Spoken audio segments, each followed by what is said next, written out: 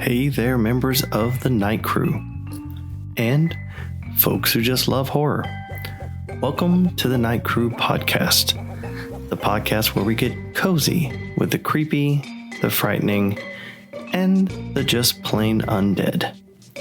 I'm your host, Brad Ricks. Laissez les boutons rouler. So earlier this summer, Terry and I, we took the kids on a little family vacay to New Orleans, NOLA, the Big Easy. I absolutely love the city. It's one of my favorite places with a unique culture. While we were there, braving the humidity and the heat, we took a ghost, voodoo, and walking tour. I mean, it's not like I don't have a podcast currently doing a deep dive into one of those exact topics. I've read my Anne Rice, so I know New Orleans has a rich history with voodoo, vampires, ghosts, witches, and shrimp po' boys. Also, just wait until the Night Crew 2 Bloodlust comes out in November. It's set in New Orleans, but I digress. So like I said, I knew there was a history, but I didn't know all the stories. So today, we are continuing our series on vampires, and we're going Creole, heading into the misty alleyways and candlelit corners of a city pulsing with secrets. It's down to the bayou we go. Grab your wooden stakes, some jambalaya, and a voodoo doll, and take a trip with me to Louisiana as we dive into vampire legends of New Orleans, a city where the undead don't just walk among us. They might even own real estate in the French Quarter.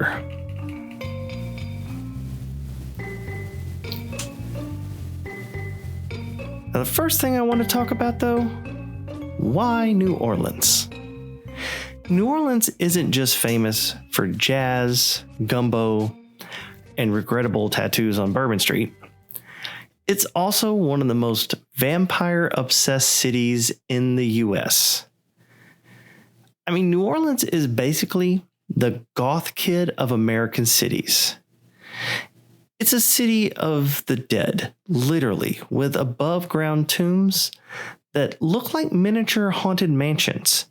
There's Spanish moss hanging like funeral veils from oak trees, voodoo traditions on every corner, and that ever-present dampness that makes your socks feel haunted.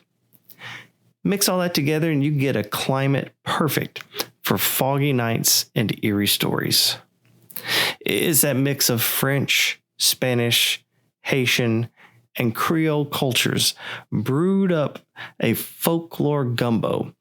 And vampires, elegant, deadly, and mysterious, well, they fit right on in.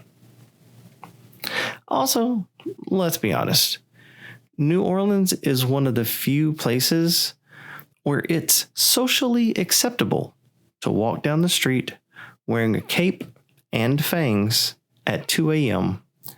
without anyone blinking an eye. It's no coincidence that New Orleans is a setting for Interview with the Vampire. Anne Rice knew what she was doing. Her vampires thrived there for a reason. And maybe she wasn't just writing fiction. If you don't go to New Orleans and take some kind of ghost tour, you're missing out. There are stories galore, to include ones like Madame Lalaurie and the Axeman. I can make whole episodes about them, and might just do that in the future.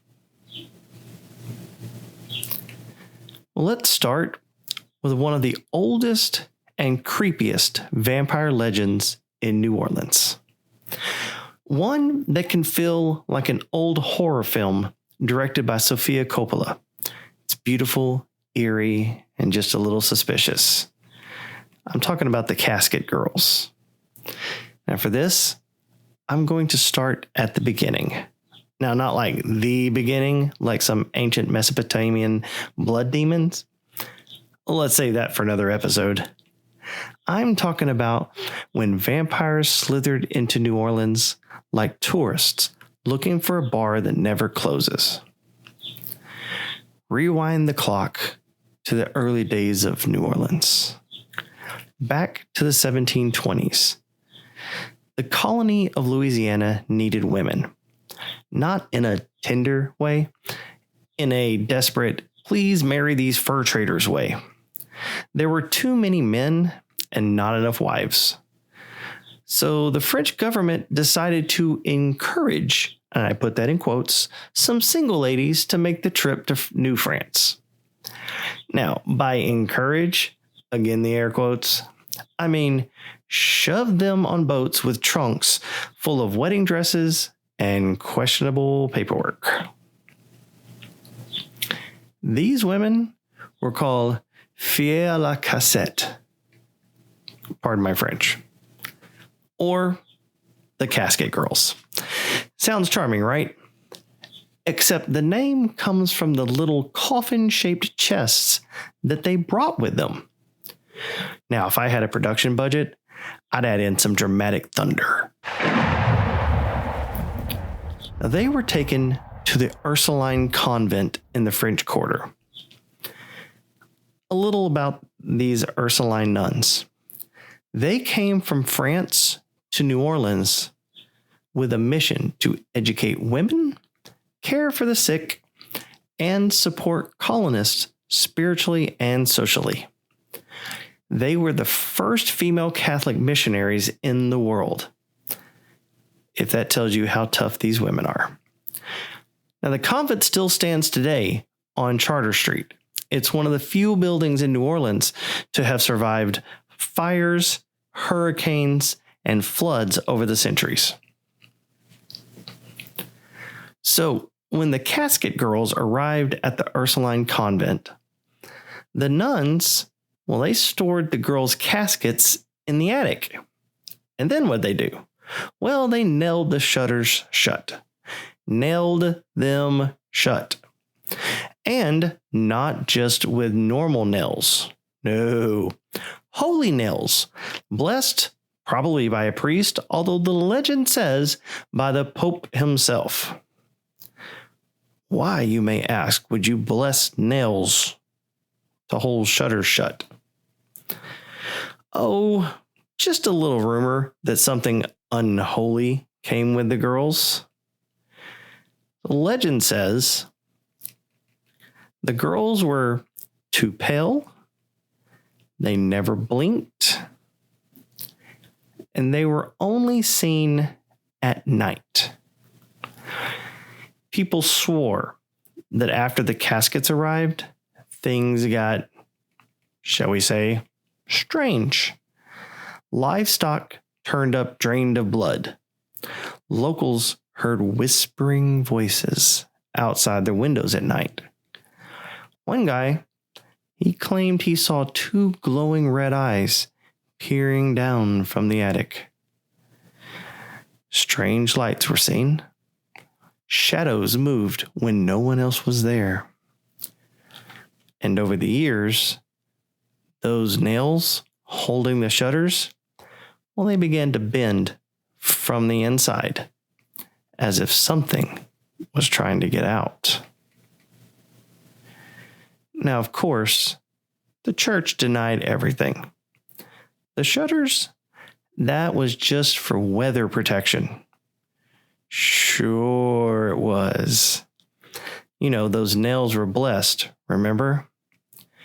Granted, New Orleans does get some unholy weather, so maybe they're telling the truth. In the 1970s, two amateur ghost hunters reportedly snuck into the convent after dark. They were found the next morning, drained of blood, necks gashed like something out of a Dracula movie. No arrests, no suspects, just whispers. People now call them the first victims of the casket vampires. Now, of course, no official records confirm this. But when has that ever stopped a good vampire tale? Even today, those attic windows on Charter Street, they stay closed, sealed, like they're keeping something in. You can still visit the spot, by the way. Just don't knock on the shutters. Some things may knock back. Now let's shift gears and talk about one of the most infamous vampires in New Orleans history. I'm talking about Jacques Saint Germain. Now, it's not to be confused with the actual historical Comte de Saint Germain. He was an 18th century European nobleman, rumored to be an alchemist, a time traveler, or an immortal alien, depending on which Reddit rabbit hole you fall down. Now, Jacques, he showed up in the French Quarter in 1902. Tall, handsome, well-dressed, charming as hell. He spoke multiple languages, wore immaculate suits, threw extravagant parties with expensive wines and exotic foods. He dazzled his guests when speaking about historical events which happened hundreds of years in the past with such precise details as if he had experienced them himself. Oh, and at those parties he threw, with all the exotic foods, he never ate a single bite himself. Now, he would drink. Oh, yes, he drank, but it was only red wine. Or was it? See, now there was this one night that a woman stumbled into the police station, bleeding, hysterical. She said Jacques bit her neck and tried to drink her blood. She barely escaped through a second-story window, having jumped off the balcony onto the street below. Now, I said she stumbled in the police station, so obviously she survived, barely. And the police decided to go pay good old Jacques a visit. They burst into his lavish home. And what did they find? Well, they found his home completely untouched. It was like it's a model home. Fancy furniture, priceless paintings, wine bottles everywhere, filled with blood. Real blood. Human blood. Jacques, he's gone. Vanish like he misted into the night. And here's the kicker. Jacques was said to look exactly like the Comte de Saint Germain. Now, as I said before, Comte de Saint Germain is a historical figure, and he did claim to be immortal. He, as well, had a knack for disappearing just when suspicion would creep in. Jacques Saint Germain had claimed to be a direct descendant of the famous alchemist, but certain guests would comment how portraits of Comte de Saint Germain never depicted him older than 40, which just so happened to be the same age Jacques was when he arrived in the French Quarter. Many, of course, believe they are the same man, or vampire. People claim he still pops up now and then, unaged, unbothered, still wearing vintage suits and ordering rare red wines at local bars. So, if a dashing gentleman at a cocktail party offers you a drink, but doesn't touch his, maybe, just maybe, keep your collar up and your steaks ready. Now let's creep a little deeper into the quarter. Royal Street, to be exact. It's beautiful during the day. It's creepy as hell after dark. There's a mansion on Royal Street known as the Carter Brothers House. According to legend, in the 1930s, two brothers, John and Wayne Carter, were arrested for a string of grisly crimes.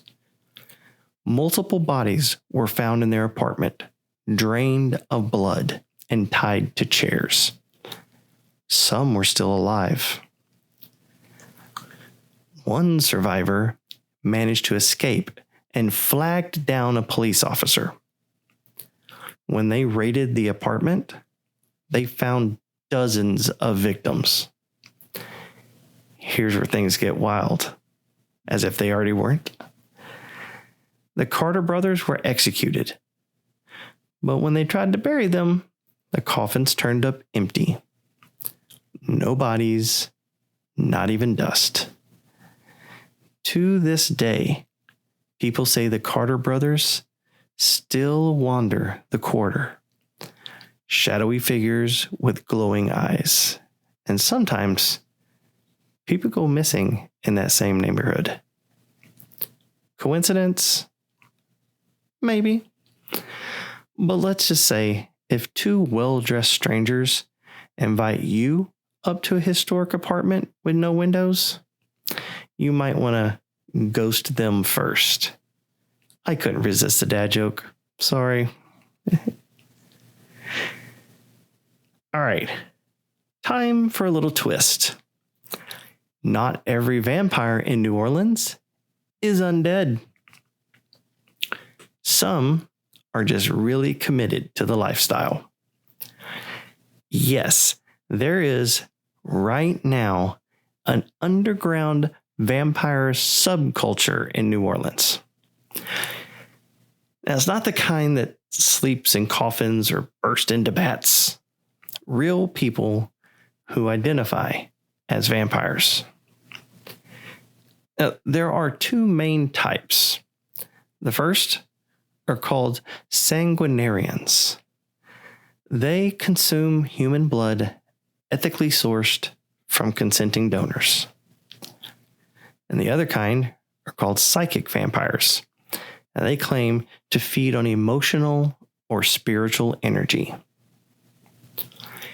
There's even a well-known group called the New Orleans Vampire Association, or NOVA. It was formed after Hurricane Katrina. They organized food and blood drives. I know, I get the irony. And some members view vampirism as spiritual, psychological, or metaphysical. They have rules, rituals, and ethics, like never feeding without consent, sleeping in coffins, at least for some, avoiding the sun, and keeping a very stylish wardrobe. Honestly, 10 out of 10 for the aesthetic commitment. These folks, they're not LARPing either. For many, this is a deeply personal identity. And in New Orleans, it's just another layer of magic in a city already dripping with mystery. If you attend certain goth clubs or occult bookstores, you might meet someone from this community. And no, they don't sparkle. They're more likely to give you a book recommendation than a bite, unless you ask nicely.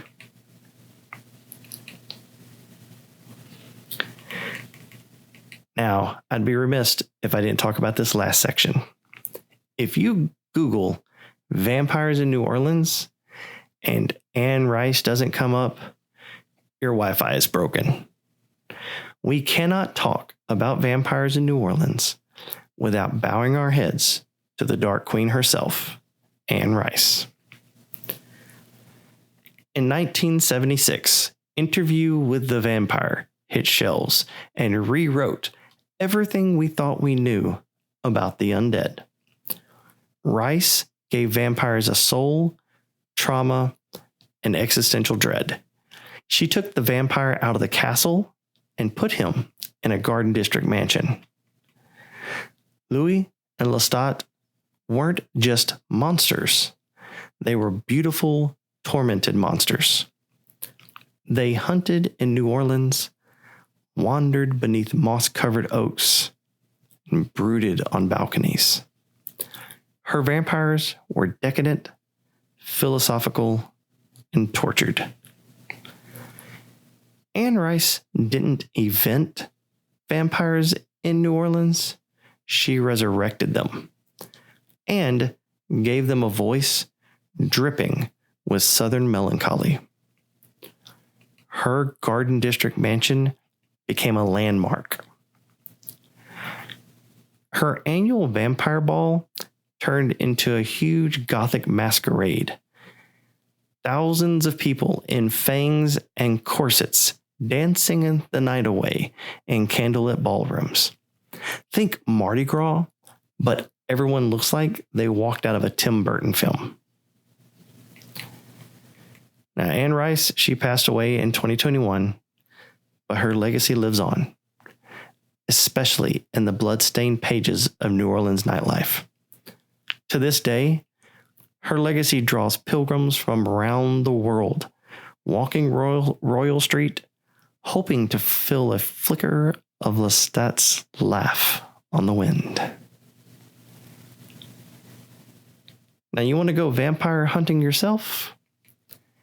Here are a few places to check out, and maybe get your neck nibbled, consensually, of course. First, the Ursuline Convent. Still spooky, still mysterious, and that attic, still sealed. Walk past at night and see if you feel eyes watching you from above. Don't try to sneak in unless you want to star in someone else's podcast. Next, the Bourbon Orleans Hotel. Haunted by ghosts and rumored to be a former vampiric safe house. Also home to one of the fanciest hotel bars in the quarter. Raise your glass, but do not drop your guard. Also, there's the Boutique du Vampire. It's a vampire-themed store directly in the French Quarter. Ask politely, and the owner knows the local vampire scene and has an amazing book about the history and legends of New Orleans. That book was actually a major source of the material for today's podcast. And last, Lafitte's Blacksmith Shop Bar. It's one of the oldest bars in America. Some say Jacques still drinks there. You might find a vampire nursing a cocktail by candlelight. Or maybe just tourists with too much absinthe. So why does this city keep the vampire legend alive? Because here, death isn't the end. It's a beginning, a ritual, a party, a parade.